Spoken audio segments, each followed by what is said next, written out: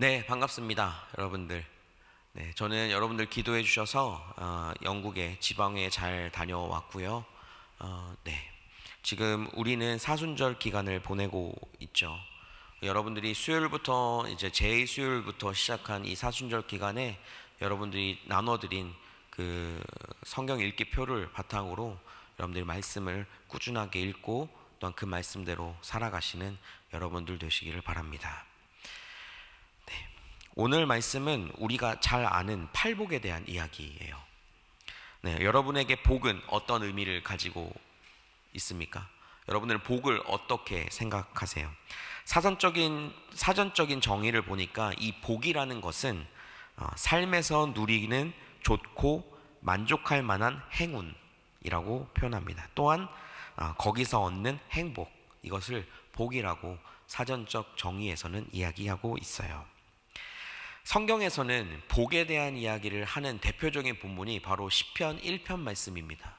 시편 1편 말씀에 보면 복 있는 사람은 이라고 시작하면서 1편 1절부터 3절까지 말씀에 계속적으로 복 있는 사람은 악인의 길을 쫓지 아니하고 죄인들의 길에 서지 않고 오만한 자리에 앉지도 않고 여호와의 율법을 주야로 묵상하고 그는 시냇가에 심은 나무가 철을 따라 열매 맺는 것과 같은 삶을 살게 될 것이다 라고 하는 게 바로 성경에서 이야기하는 복입니다. 오늘 말씀은 이러한 사람은 복을 얻나니 무엇을 받는다, 누린다라는 결론을 가지고 있어요. 바로 어떠한 자는 복이 있나니 무엇을 할 것이요, 이렇게 계속적으로 나오게 됩니다. 오늘은 이 팔복에 대한 이야기를 하나하나씩 보고 싶어서 그렇게 말씀을 좀 준비했어요. 오늘 말씀은 조금 딱딱하거나 지루할 수 있습니다. 제가 계속적으로 강해를 하고 또 여러분들에게 이 온유한 자가 뜻하는 게 무엇인지, 또한 이 복이 있는데 이렇게 예수님께서 말씀하신 게 무슨 뜻인지를 계속 하나하나씩, 팔복을 하나하나씩 살펴보면서 이야기를 할 겁니다. 그러니까 여러분들 이것들을 잘 들어주시고 여러분들에게 부족한 부분들을 더욱더 채워가시는 여러분들의 삶이 되시기를 주님의 이름으로 축복합니다. 먼저 3절 말씀입니다. 우리 3절 말씀을 같이 한번 읽어볼까요? 네, 3절 말씀 띄워주시고요. 우리 3절 말씀입니다. 네, 주보에도 나와 있죠. 같이 한번 읽습니다. 시작. 아멘. 심령이 가난한 자는 복이 있다고 이야기해요. 이 심령이 가난한 자는 헬라어로는 푸토코스라고 부르고 그 히브리어로는 이제 아나임이라는 단어를 씁니다. 이 심령이 가난하다라는 이 말 속에 이 가난이라는 표현이 이제 이 단어를 사용하는데, 이 말은 부자나 권력가들이 어떤 경제적으로 수탈하거나 사회적인 그 억압으로부터 자신을 구원할 능력이 없는 사람을 가리키는 말이에요. 쉽게 이야기해서 무슨 말씀이냐면, 심령이 가난한 자는 하나님만 의지할 수밖에 없는 사람들을 뜻합니다. 자기에게 가지고 있는 것이 없고 자기가 할 수 있는 것이 아무것도 없어서 주님만 붙들 수밖에 없는 사람들을 심령이 가난한 자라고 이야기해요. 이것은 가난이라는 그 단어 때문에 어떠한 물질적인 궁핍을 이야기하는 것이 아니라 자신의 죄를 고백하면서 나는 주님밖에 의지할 수 있는 것이 없습니다 라고 고백하는 그러한 사람을 바로 이 심령이 가난한 자들이라고 이야기합니다. 그런 자들에게 오늘 하나님은 말씀하시죠. 천국이 그들의 것입니다. 그리고 애통하는 자에 대한 이야기가 4절에 이야기하고 있습니다. 우리 4절 말씀을 한번 볼까요?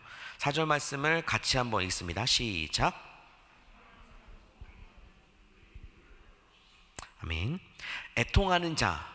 자, 이 애통이라는 이 단어는 죽은 사람에 대한 애도 또는 자신과 타인의 죄의 결과에서 탄식하는 아픔을 묘사하는 단어입니다. 그래서 이것은 애통하는 자라는 뜻은 진실로 자신의 죄를 깊이 있게 슬퍼하고 철저히 애통하는 사람을 애통하는 자라고 성경에서는 묘사합니다. 저번 주에 제가 이야기했던 것처럼 회개하는 것, 그 회개할 때 통회하고 자복하는 심령을 가진 사람들, 그러한 사람들이 바로 애통하는 자라고 해요. 이 애통하는 자는 위로를 받을 것임이라고 이야기를 하는데, 이 위로라는 단어의 원어는 파라칼레오라고 이야기합니다. 이 파라칼레오는 두 단어의 합성어예요. 곁에서, 곁으로라는 단어와 그리고 부르다라는 단어가 합해진 단어입니다. 바로 위로라는 것은 곁으로 부른다는 거예요. 이것은 어떤 의미냐? 하나님께서 자신의 죄를 위해 애통하는 그 사람들을 하나님 곁으로 부르셔서 하나님의 사랑 안에 품어주신다는 것을 의미합니다. 바로 우리가 하나님 앞에 나의 죄를 고백하며 애통할 때에 하나님은 언제나 나를 끌어안아 주시고 나와 함께 하시고 계속적으로 토닥토닥 거리시면서 위로해 주신다는 것을 이야기해요. 사람이 주는 위로가 아니라 하나님이 주시는 그 위로를 경험하게 된다는 것이 바로 이 애통하는 자가 위로를 받는 것을 뜻합니다. 자, 5절 말씀입니다. 5절 읽어볼게요. 시작. 네, 온유한 자라고 이야기하는 이 단어는 저희가 잘 알아요. 어떤 폭력이나 잔인함의 반대라는 뜻을 가지기도 하고, 그리고 적극적인 사랑으로 인해서 고통을 받을 때, 아니면 내가 고통받는 그 상황 가운데서 그것을 오래 참음으로 인내하고 온화하고 부드러운 마음의 자세를 온유라고 표현합니다. 바로 온유는 그 온유의 대표적인 인물이 모세를 들 수 있어요. 그것처럼 계속적으로 하나님 앞에 인내하고 오래 참고 또한 부드럽게 온화한 자세로 행하는 사람을 온유한 자라고 합니다. 바로 대표적으로 예수님께서 이 모습을 보여주시기도 하셨죠. 이러한 자는 땅을 기업으로 받는다라고 이야기하고 있어요. 이 땅은 시편 37편 11절에 이야기하는 약속의 땅을 의미합니다. 구약시대에는 하나님의 약속에 따라서 가나안 땅으로 우리가 들어갔잖아요. 신약시대에서는 바로 예수 그리스도를 믿는 모든 성도들은 새 하늘과 새 땅으로 갈 것이라는 하나님의 약속이 성취되는 것을 의미합니다. 바로 그래서 하나님 나라를 상속받는다는 것을 이야기하죠. 자, 6절입니다. 6절 말씀입니다. 같이 한번 읽습니다. 시작. 그들이 베풀 것이며. 네, 의에 줄이고 목마른 자. 여러분들, 줄인다, 목마르다라는 것은 인간이 가질 수 있는 가장 기초적인 욕구예요. 그죠? 배고프면 줄이잖아요. 그리고 우리가 물을 마시지 못하면 목마름을 느끼는 것처럼 가장 기초적인 겁니다. 그래서 죄로 인해서 하나님을 보지 못했던 그 인간들은 하나님 앞에 영적으로 죽어 있는 상태라고 성경에서 말해요. 그 상황 가운데 예수 그리스도를 믿고 그분을 의지하고 사는 사람들은 영적으로 새 생명을 얻었다라고 성경은 말하는데, 바로 그때에 나오는 주림과 목마름을 이야기합니다. 바로 사마리아 여인이 예수님 앞에 나와서 우리가 예배할 곳이 어디입니까? 라고 이야기하면서 하나님 앞에, 내가 하나님 앞에 영적으로 공급함을 받고 싶습니다. 영원히 마르지 않는 생수를 나에게 주옵소서라고 사마리아 여인이 고백했던 것처럼 우리의 삶 가운데 그 영적으로 줄이고 목마름이 있는 사람을 이야기합니다. 바로 우리가 예수 그리스도로 거듭나게 되면, 예수 그리스도를 믿고 그분을 따라 살게 되면 우리는 그 상태가 되게 돼요. 하나님의 말씀을 계속 읽고 싶고, 내 삶 가운데 기도하고 싶고, 내 삶 가운데 하나님 앞에 내 사랑을 고백하기 위해 찬양도 하고 싶고, 찬양으로 위로도 받고 싶고, 말씀으로 위로도 받고 싶고, 그러한 모든 것들을 의에 줄이고 목마른 자라고 표현합니다. 그래서 여러분들이 이 의에 줄이고 목마른 자의 상태가 되시기를 바라요. 이것은 영적 욕구라고도 표현을 하는데, 영적으로 둔감해지고 죽어 있으면 이것을 전혀 느끼지 못합니다. 이 사순절 기간이 여러분들의 삶 가운데서 이것들을 계속적으로 영적으로 조금 더 주님 앞에 나아가면서 하나님 앞에 의에 줄이고 목마른 자가 되시기를 바라요. 그 사람은 오늘 이렇게 이야기합니다. 복이 있나니 그들이 배부를 것이며. 그러한 하나님의 말씀을 사모하는 사람들을 하나님께서 배부르게 채워주신다고 이야기합니다. 이 배부를 것이다 라고 하는 동사의 원어는 코스타스 데 손타이라고 부릅니다. 이게 뜻은 이제 말은 길지만 이게 먹이나 풀이라는 단어에서 파생된 단어예요. 그래서 원래 뜻은 무엇이냐면 가축을 먹여 살찌우다라는 뜻을 가지고 있습니다. 바로 하나님께서 우리를 그렇게 먹이시고 우리를 영적으로 살을 찌워 주시는 분이시다는 거예요. 우리가 의에 줄이고 목마를 때에 하나님은 우리에게 그렇게 채워주실 수 있는 분이라는 것입니다. 그래서 하나님께서는 그러한 약속을 하셨고, 그러한 약속으로 우리가 의에 줄이고 목마를 때에 그 충만함을 경험하는 여러분들이 되실 줄 믿습니다. 자, 7절 말씀입니다. 7절 말씀 궁휼히 여기는 자 읽어봅니다. 시작. 아멘. 긍휼히 여기는 자라고 하는 이 긍휼이라는 단어는 예수님께서 가장 많이 보여주신 단어 중에 하나예요. 긍휼은 죄를 용서해 주시는 것과 고통을 당한 자, 그 궁핍한 자를 동정하는 것을 의미합니다. 우리가 이 죄악이 가득한 세상 가운데 살아가고 있는데, 이 세상을 살아가면서 긍휼히 여기는 자는 이 세상의 빛과 소금의 역할을 감당할 수 있는 사람이 되어야 한다는 거예요. 혹시 여러분들 이 세상, 여러분들의 주변, 아니면 여러분들 스스로가 죄악이 가득한 세상들을 보면서도 혹시 외면하고 계시는 분은 없으십니까? 외면하는 삶이 아니라 우리는 그 삶 가운데 적극적으로 그들을 불쌍히 여기는 마음이 우리에게 있어야 돼요. 단편적인 예로 지금 우크라이나와 러시아가 전쟁을 하고 있잖아요. 제가 이번에 이제 지방에 가서 그 우크라이나에 계신 선교사님이 이제 카톡을 보내신 거를 이제 접하게 됐습니다. 현재 그 우크라이나에서는 원래는 러시아 군들이 이제 군인들을 상대로만 전쟁을 했었는데, 지금은 러시아 군인들이 조금씩 더 악랄해져서 민간인들을 사살하고 있대요. 우크라이나 민간인들을 계속적으로 사살하고 있다는 뜻입니다. 그래서 그게 너무나도 그 상황 가운데 기도가 너무 필요하고, 그리고 이것이 빨리 속히 종전되었으면 좋겠다라는 기도 제목을 들은 적이 있어요. 그리고 튀르키예와 시리아에 있는 지진들도 있죠. 그 지진들도 계속적으로 여진이 남아 있어서 그것들을 복구하는 과정 가운데 굉장히 어렵고 힘든 순간들을 계속 보내고 있다라고 합니다. 여러분들, 긍휼히 여긴다라는 이 말, 긍휼히 여기는 자라는 뜻은 바로 이러한 순간에서 그 애통하고 불쌍히 여기는 마음이 드는 것이 바로 긍휼이에요. 여러분들이 이 상황과 우리 그리스도인들은 이 모든 순간들, 세상에 돌아가는 모든 것에도 절대 외면하면 안 됩니다.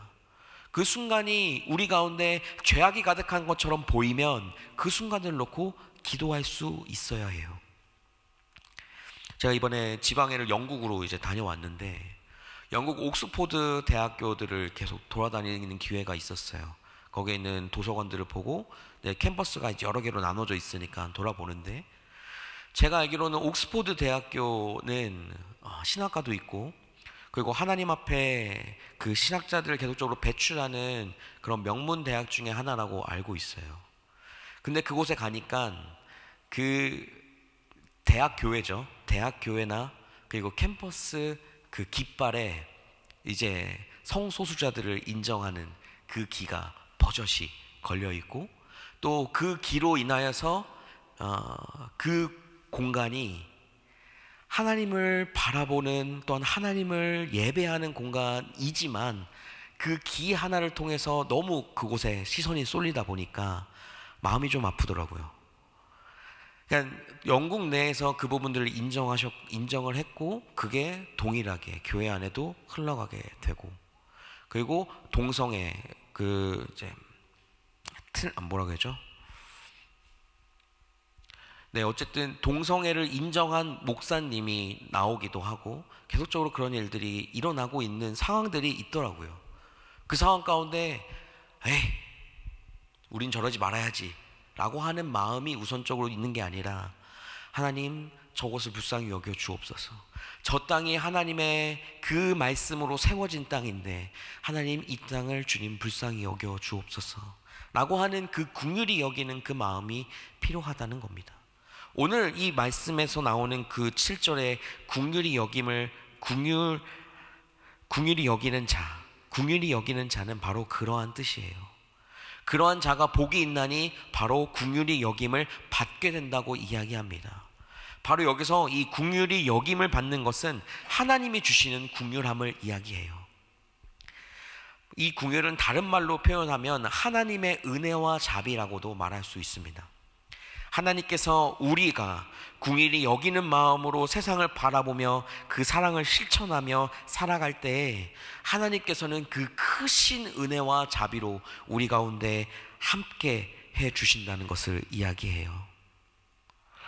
여러분들 가운데 그 은혜에 갈급하는 마음들, 의에 줄이고 목마른 자가 되신다면 동일하게 긍휼히 여김을 받는 여러분들 되시기를 바랍니다. 이 긍휼히 여김을 받을 때 우리는 복을 받게 됩니다. 그 다음에 8절 말씀입니다. 8절 말씀 같이 읽습니다. 시작. 마음이 청결한 자는 복이 있나니 그들이 하나님을 볼 것이며. 마음이 청결한 자, 이 청결의 헬라어는 카다로스라고 이야기합니다. 이것은 외적으로 이제 어떠한 이제 뭔가를 치워지면서 하는 청결을 뜻하는 것이 아니라 내적인 청결을 의미해요. 우리의 육체의 본성을 정결케 되는 것을 말하는 것이고, 이것은 예수 그리스도로 인하여서만 가능한 일입니다. 그 예수 그리스도를 믿고 죄사함 받고 주님의 백성으로 살아갈 때 우리는 청결함을 얻을 수 있게 된다는 것을 말해요.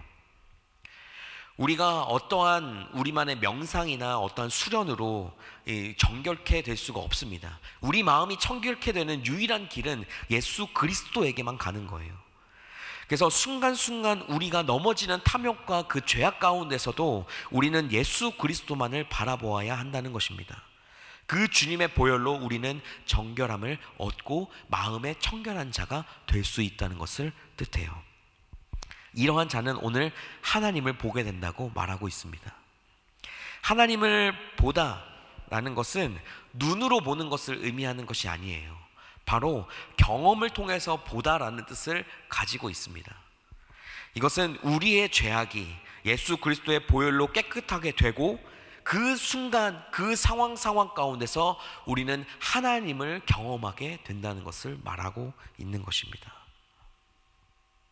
여러분들, 본다는 개념이 눈으로 보는 게 아니에요. 경험으로 보는 것을 뜻합니다. 경험으로 아는 것을 뜻합니다. 그래서 마음이 청결한 자, 우리가 하나님을 조금 더 알아가고 싶다면 무엇을 해야 될까요? 바로 마음이 청결하게 되어야 한다는 것입니다. 여러분들의 삶 가운데서도 이 사순절 기간에 여러분들의 그 마음 가운데 있는 죄악들이, 여러분들이 범하는 그 탐욕과 모든 것들이 예수 그리스도 앞에, 그 십자가 앞에서 못 박아 내어 놓으며 여러분들의 마음이 청결하게 되시기를 주님의 이름으로 축복합니다. 그리고 9절의 말씀입니다. 9절 말씀 같이 한번 읽습니다. 시작. 화평하게 하는 자는 복이 있나니 그들이 하나님의 아들이라 일컬음을 받을 것이며. 아멘. 네, 화평하게 하는 자는 화평을 만들어가는 삶을 의미합니다. 이 화평의 원어는 에이레네라고 이야기하고 히브리어에서 우리가 잘 아는 샬롬과도 비슷한 뜻을 가지고 있어요. 이것은 개인의 어떠한 안녕이나 국가 간의 평화를 의미하는 것이기도 하지만 궁극적으로는 하나님과 인간과의 관계 회복으로 인한 평화를 뜻하고 있습니다. 바로 이 화평을 완벽하게 실현하신 분이 바로 예수 그리스도이시죠. 우리는 그분이 하나님과 인간과의 평화를 이루신 것처럼 우리도 그렇게 평화를 이루어 가야 한다는 것을 이야기하고 있습니다. 이 화평하게 하는 자, 이 말은 우리의 삶 가운데 하나님과의 관계를 화평하게 하는 것을 의미하고 여러분들의 마음과 여러분들의 삶 가운데서 그렇게 하나님과의 관계가 끊어지지 않고 계속적으로 이어지는 것을 이야기하는 거예요. 그렇게 화평하게 하는 자는 바로 하나님의 아들이라는 칭호를 받게 된다고 오늘 성경은 이야기합니다. 여러분들, 이 말씀은 무엇을 뜻하는 것일까요? 우리가 하나님과 우리와의 관계가 계속적으로 화평케 된다는 것은 내 삶 가운데 죄악이 없어지고 하나님의 아들로서 의인답게 살아가는 삶을 뜻하는 것입니다. 바로 우리가 좀 전에 보았던 이 8절 말씀에처럼 마음이 청결한 자가 화평하게 되는 자가 될 수 있다는 것이죠. 자, 이제 마지막 10절 말씀입니다. 우리 마지막 10절 말씀 크게 한번 읽어보겠습니다. 시작! 의를 위하여 박해를 받는 자는 복이 있나니 천국이 그들의 것임이라. 아멘. 이 팔복의 마지막은 의를 위하여 핍박을 받는 자가 받습니다. 의를 위하여 핍박을 받는 것은 하나님의 말씀을 지키면서 받는 고난, 불의와 타협하기를 거부하는 마음, 그것으로 인해서 고통받는 것, 그리고 하나님의 뜻과 진리를 위하여 고난받는 것을 의미합니다. 바로 쉽게 얘기해서 하나님의 뜻대로 살 때 받는 질타와 어려움, 힘든 그 모든 것을 고난이라고 우리는 표현할 수 있겠죠. 다시 말해서 이 세상의 삶 가운데서 하나님의 말씀과 계명에 어긋나는 일이라면 내가 불이익을 당할지라도 하지 않는 것, 그럴 때 받는 고난과 박해를 의미합니다. 여러분들의 삶은 어떠신지요? 세상의 가치관이 맞는 것 같아도 하나님의 말씀과 뜻 아래에서 그게 틀린 것이라면, 합당하지 않은 것이라면 따라가지 않는 믿음의 삶이 우리에겐 필요한 줄 믿습니다. 세상이 옳다고 말하는 것이 전부 옳은 것은 아니에요. 우리의 삶은 돈과도 연결이 되어 있고 인맥과도 연결이 되어 있기 때문에 우리가 삶을 사는 순간순간에서 어느 정도 허용은 해야 한다라고 표현할 수 있어도, 바로 그것이 하나님의 말씀과 반대되는 것이라면 한 번쯤, 두 번쯤은 우리가 더 고민하고 그것을 하지 않는 삶을 사는 결단이 우리에게 필요하다는 것입니다. 그렇게 고난받을 때, 그렇게 박해받을 때 바로 어떻게 되냐면 천국을 기업으로, 천국이 그들의 것입니다 라는 복이 오늘 말씀에 있어요.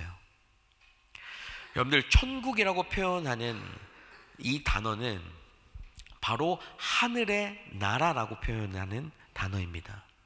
그리고 나라라고 하는 이 단어는 왕국이라는 뜻으로도 표현이 돼요. 여러분들, 우리가 아는 이 단어의 뜻으로 보면 이 천국은 하늘에 있는 것이잖아요. 하늘의 나라. 근데 예수 그리스도로 인하여서 바로 그 천국이 우리의 삶 가운데 누려질 수 있다고 성경은 기록합니다. 우리가 의에 인하여서 고통받고 또한 박해받는 그 순간순간에서 우리에게 불이익만 있는 것이 아니라 하나님께서 우리에게 주시는 평화와 위로와 모든 것이 함께하는 줄 또한 믿습니다. 여러분들, 오늘 이 팔복에 있는 말씀은 우리가 다 누려야 하는 거예요. 우리가 다 누릴 수 있는 겁니다. 우리가 다 하나님께서 우리에게 이미 주신 것이에요. 오늘 말씀에 보니까 1절 말씀에 이렇게 이야기하고 있어요. 예수님께서 누구를 위해서 얘기하셨냐? 바로 산에 앉으시고 나서 제자들에게 이야기하셨다고 나옵니다. 이 팔복은 예수 그리스도를 모르는 사람들이 받는 복이 아니에요. 예수 그리스도를 알고 그분을 믿고 그분의 말씀대로 살아가고자 하는 모든 성도들에게 해당하는 말씀이라는 것입니다. 그리고 오늘 말씀의 팔복의 10절까지 하는 팔복 다음에 11절에는 이렇게 말씀이 시작하고 있어요. 나로 말미암아. 바로 이것은 예수 그리스도를 닮는 삶을 우리가 살아가야 한다는 것을 말합니다. 11절 12절에 있는 이 말씀은 바로 나로 말미암아, 예수 그리스도로 말미암아 욕받고 박해받는 것은 기뻐하고 즐거움이 된다라고 이야기하고 있어요. 사랑하는 여러분, 여러분들의 삶은 예수 그리스도를 닮고 있는 삶입니까? 저는 여러분들의 삶이 오늘 말씀에 있는 이 말씀에서 있는 것처럼 복 있는 삶이 되시기를 축복합니다. 그렇다면 우리는 무엇을 해야 할까요? 예수님을 닮아가야 합니다. 그 예수 그리스도를 닮아가다 보면 고난이 기뻐지는 것을 경험하게 됩니다. 예수 그리스도를 닮아가다 보면 천국이 무엇인지를 경험할 수 있게 됩니다. 그 예수님은 어떤 분이십니까? 우리를 너무나도 사랑하시고 긍휼히 여기시는 분이시고 하나님의 말씀과 하나님의 뜻에 순종하셔서 십자가를 지시고 부활하고 십자가를 지시고 죽으시고 부활하신 분입니다. 그분은 삶으로 모든 것을 우리에게 보여주셨고 예수 그리스도를 믿는 모든 사람들이 천국을 경험하며 살아가도록 자신을 우리에게 내어주셨습니다. 오늘의 말씀은 결과적으로 그렇습니다. 8가지의 복을 누리기 위해서는 우리가 먼저 해야 할 것 바로 예수 그리스도를 믿는 삶을 사는 것입니다. 그리고 예수 그리스도를 닮아가는 삶을 살아갈 때에 우리는 그 복을 누릴 수 있게 되는 것입니다. 이것이 성경에 나와 있는 또한 예수 그리스도께서 우리에게 하신 말씀입니다. 여러분은 세상에서 정의하고 있는 그 복, 그것 말고 하나님께서 우리에게 주시는 그 복을 받는 여러분들의 삶이 되시기를 축복합니다. 네, 우리 이 시간 같이 찬양하길 원해요. 오늘 말씀은 다소 딱딱하기도 하고 다소 집중하기가 쉽지 않은 많은 내용을 여러분들에게 전달해 드렸어요. 하지만 우리가 한 가지 붙들어야 할 것은 우리는 예수 그리스도 없이는 하나님의 복을 누리며 살아갈 수 없다는 것입니다. 이 시간 우리가 같이 찬양하기를 원하는데 이 찬양은 예수 피밖에 라는 찬양이에요. 우리가 의지할 것, 우리가 하나님 앞에 나아가야 할 것, 우리가 축복을 받는 유일한 길은 예수 그리스도밖에 없다는 것을 의미합니다. 그리고 그의 피만이 우리를 정결하게 할 수 있고 그의 피로 인하여서 우리는 하나님 앞에 살아갈 수가 있다는 것을 의미해요. 그래서 이 고백으로 우리가 하나님 앞에 드리는 그 고백이 되기를 원하고 이 고백으로 여러분들의 삶이 주님 안에 복이 있는 삶이 되시기를 축복합니다. 같이 찬양합시다.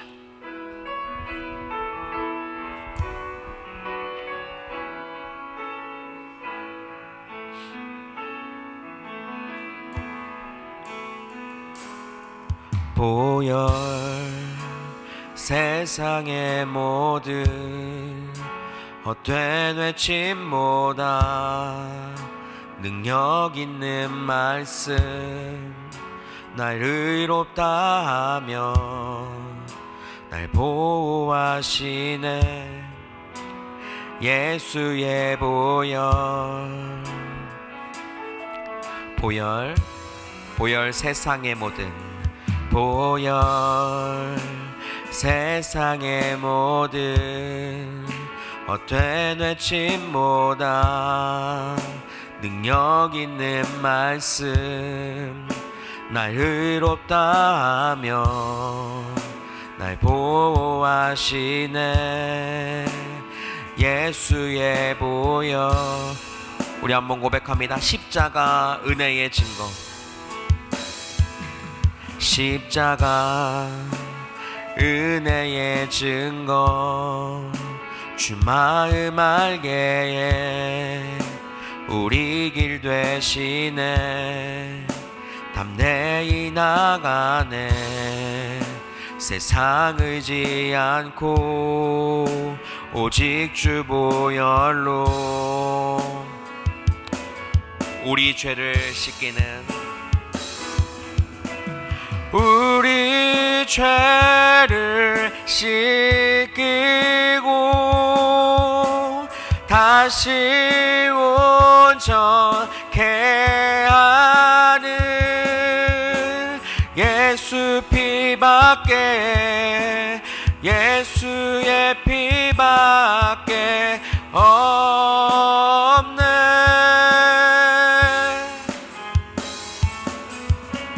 우릴 정결케 하여 친구 되게 하시는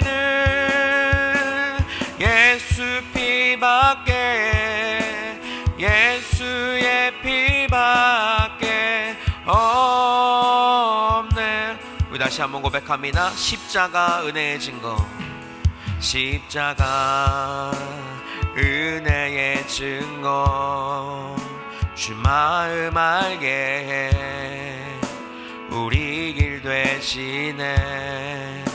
담대히 나가네. 세상 의지 않고 오직 주 보혈로. 우리 고백하며 나아갑니다. 우리 죄를 씻기고 아멘. 우리 죄를 씻기고 다시 온전케 하는 예수 피밖에 예수의 피밖에 없네.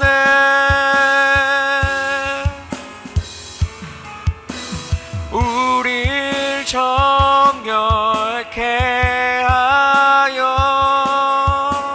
친구 되게 하시는 예수 피밖에 예수의 피밖에 우리 죄를 씻기고 다시 온전케 하는 아멘. 우리 죄를 씻기고 다시 온전케 하는 예수 피밖에 예수의 피밖에 없네.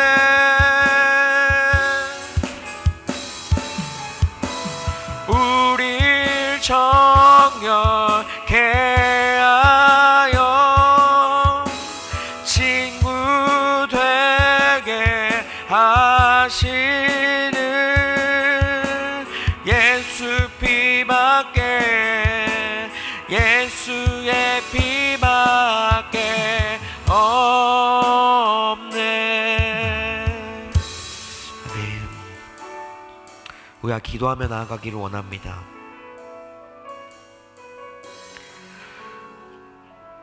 우리가 아무리 팔복에 있는 내용을 들었어도 복을 누릴 수 있는 것은 우리가 예수 그리스도에게만 있을 때입니다.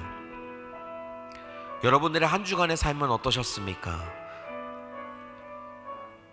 우리의 삶을 한번 다시 돌아보며 우리가 이 시간은 고백했던 대로 예수 피밖에 없습니다.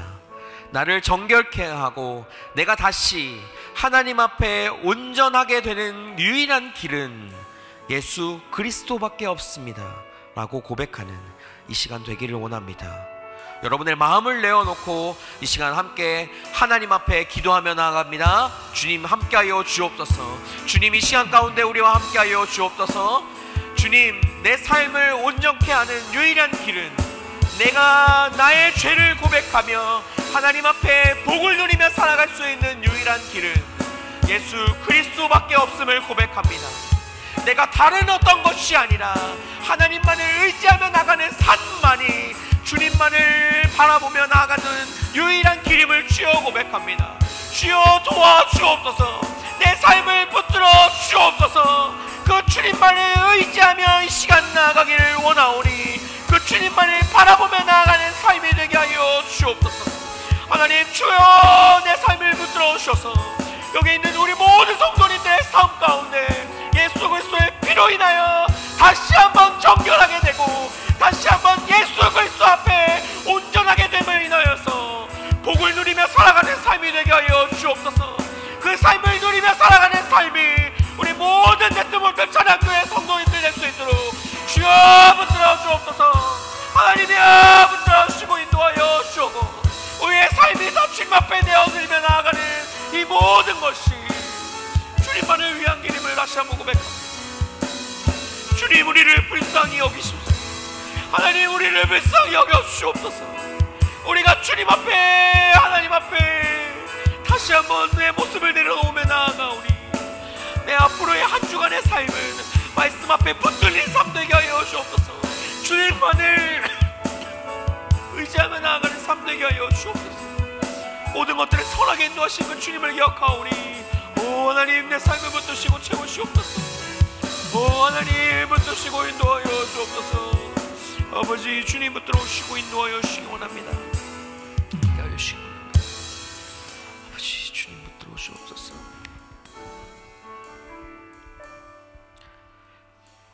사랑하는 하나님, 우리를 죽기까지 사랑하신 하나님,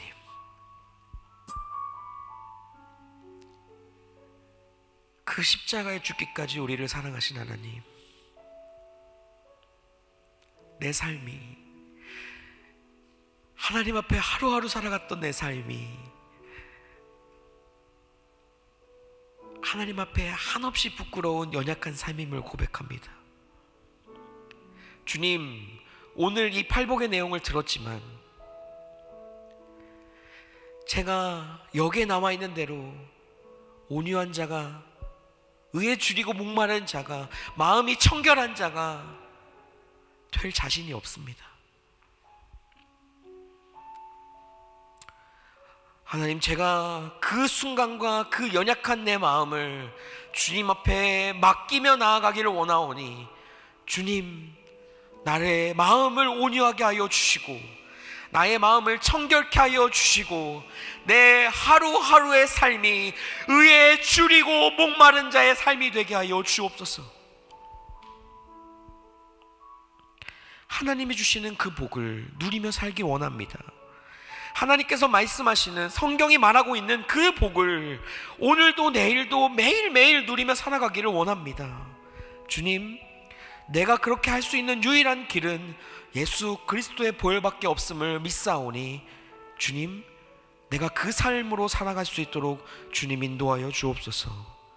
나를 정결케 하여 주시는 것이 예수 그리스도의 피밖에 없다고 우리가 고백했던 것처럼 이번 한 주간의 삶도 그 보혈을 의지하며 그분만을 따르며 나아가는 삶이 되게 하여 주시고, 그럴 때 하나님께서 나에게 말씀하신 이 복을 누리며 나아가는 삶이 되게 하여 주옵소서. 함께 하실 주의 이름을 찬양하며 오늘도 우리를 죽기까지 사랑하신, 또한 그 죽음으로 인하여 우리에게 생명 주신 예수 그리스도의 이름으로 기도합니다.